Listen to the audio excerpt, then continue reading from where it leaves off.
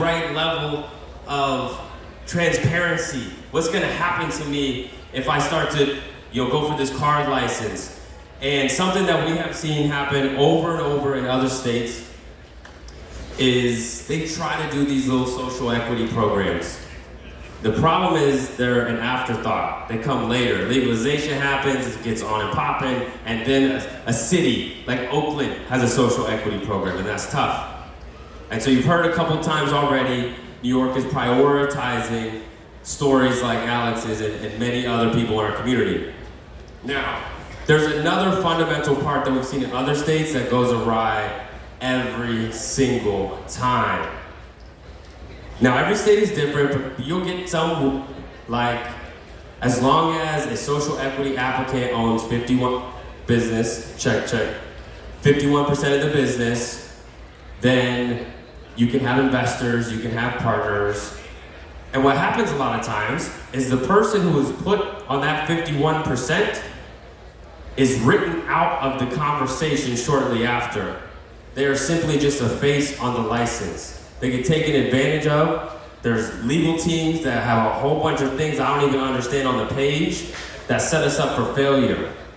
And so this conversation we're about to have next is vital. Because it's great to have an operator come in, help your business, give you some extra capital, but to make sure you have the right partner that believes in you and you can own that business and you get that equity, that's essential.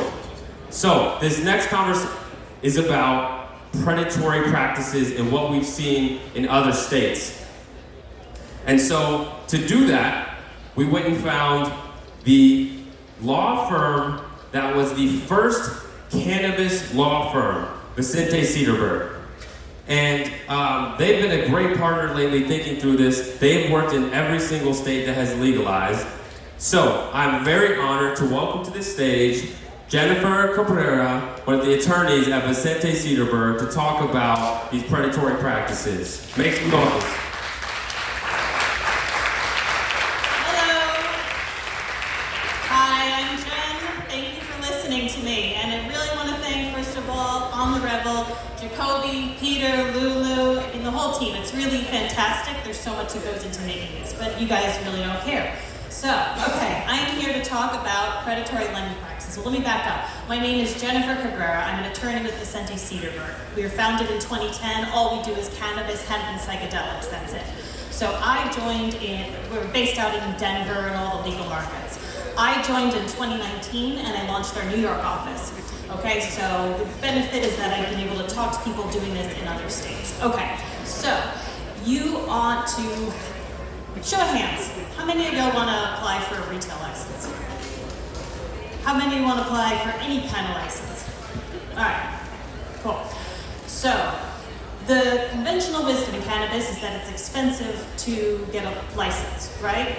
Like talking to Tremaine, right, earlier, which was really cool, she thinks that you can do it cheaper in New York. But I'm going to give you the numbers that I am familiar with from other states. Could be cheaper here. For a retail license, you're looking at about $1.5 million to get through your first year of operations. You could do it cheaper, but like build out costs money, security, payroll. There's just a lot that goes into it. Also compliance. There's a lot of money you're going to spend on compliance, whether it's in-house or a law firm you work with. If it's cultivation, like forget about it. Like you're looking at like 5 to 10 million or so, or more if you're going for a really big space. So you need money. So when you hear like established business gurus talk about when they form their first company, often they talk about their friends and family around, right? So I don't know about you, but I don't have any friends or family that have 1.5 million to give me for this. Forget about a cultivation. So if you don't have the money to self-finance this, you are looking at going to the private market because banks, they're not going to give you anything. And also, I mean, like a very good point is that if you're a new business, the banks are going to lend to you anyway. So, up front, right now, when this is a dream, this is an idea in your head and blood, sweat, and tears going towards it, you don't need all that much. You don't need to overcomplicate this. Form your LLC yourself. If you have a family lawyer or like your brother's a lawyer, use him. Like, you don't have to over-lawyer this, I say as a lawyer. But you are going to have to, once you're looking to raise money. Then, oh my God, you've freaking need a lawyer. You need your own lawyer. You're not going to share a lawyer with the person who's looking to give you money. No. That is how you get fucked. So you're gonna have your own lawyer looking at these contracts. And it gets more complicated. So like, where are you gonna get this money? Let's say you have someone who comes to you and they're like, I'm going to give you $1 million for 49% of your company, so you retain ownership. What do you want to be on the lookout for? Well, let me back up. So there are different ways you can raise money. You can do it as equity, debt, or some hybrid of that. Equity, you're giving shares in your company. If it's a corporation, it's shares. If it's a LLC, they're membership units, and you're sharing equity.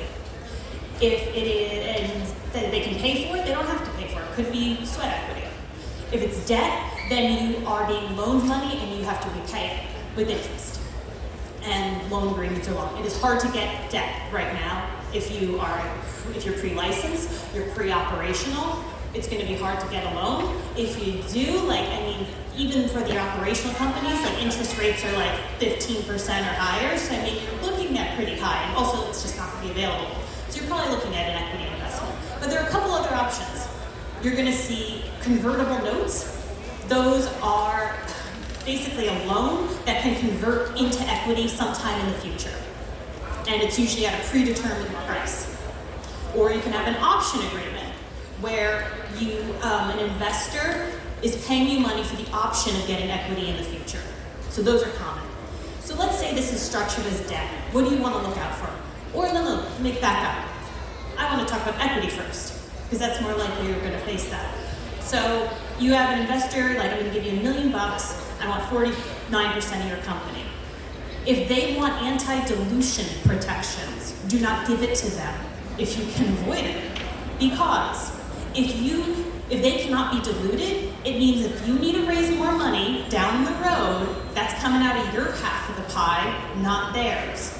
Someone else is giving you $5 million for 20% of the company, that brings you down. It doesn't bring the other guy down.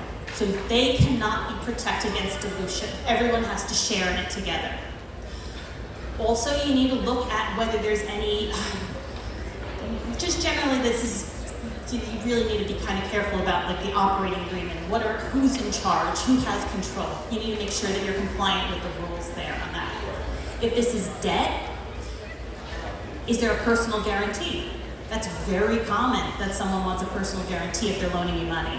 So who is the one who's put their name on the line? Are you going to share it among all the founding members? If you're bringing on someone who's contributing some money, are they going to share in that personal guarantee? Ideally, yeah, right? You're going to be partners. Another thing with loans you want to look for, is there a prepayment penalty? That means if you repay the loan early, are you on the hook? Do you have to pay them a penalty for having done so? Or you have to pay the full amount of the loan and all possible interest. There are a lot of fees that can come with loans, and this is where you just need to have your lawyer reviewing it. Now, it can't be your uncle who does trust and estates. No, this is a lawyer who is familiar with New York contract law. So don't use a California lawyer, use a New York lawyer. It doesn't need to be cannabis expert when you're looking at this stuff. All right, so where did I want to go with this? Once you are in this situation and you're bringing on money, how are you going to be working with them? Another option that you're going to see often is management agreements. How am I on time, by the way? All right, someone yell at me if I have to get off the stage. Okay, cool. You're going to see management agreements. This is where someone comes in and is going to run your business for you in exchange for a percentage of your profits or a flat fee. Management agreements are allowed in most states. Right now there's a ban on it in New York, but you can't be a manager across the tiers, so to retail and cultivation, all right? So with management agreements, we need to see what New York's rules are on that. If you have someone coming to you that wants to have a franchise agreement or arrangement or something else like that, you can't finalize the terms of it because New York's regulations aren't finalized. So that's another thing. Another way that money leaves a business is real estate. One thing that was popular a few years ago were sale leasebacks, where your investor is going to purchase the property for you and then lease it back to you, usually getting some equity or some other percentage in that process. That may not be as popular now that mortgage interest rates have gone up, but still you're going to see it often. Or IP licensing. If they're licensing their SOPs and their brand to you, you're going to see that often. Basically, as you work with investors, a lot of the investors in the cannabis space, they are trying to diversify their holdings, right? They want to have a little bit in a lot of different businesses, and they want to be across the different tiers. New York is trying very, very hard to restrict that. A lot of states do, but New York is taking this super seriously. So you're going to see a lot of companies trying to structure around it. And that's where it's just important to keep up on the regulations and what they say and so forth. So anyway, that was the end of my talk on that. Oh, thank you. As just one thing I wanted to say, because I forgot to say at the beginning, I was too excited to start talking. It was really cool. I wish I said hi to Alex. But I'm also a first-generation Cuban American, except I grew up in Newark. So I'm a Jersey girl. Sorry. But my family was all around this area, and also my family all smoked all around me all the time. So it was a very, I don't know if it's a Cuban thing or I don't know, but we're stressed out people.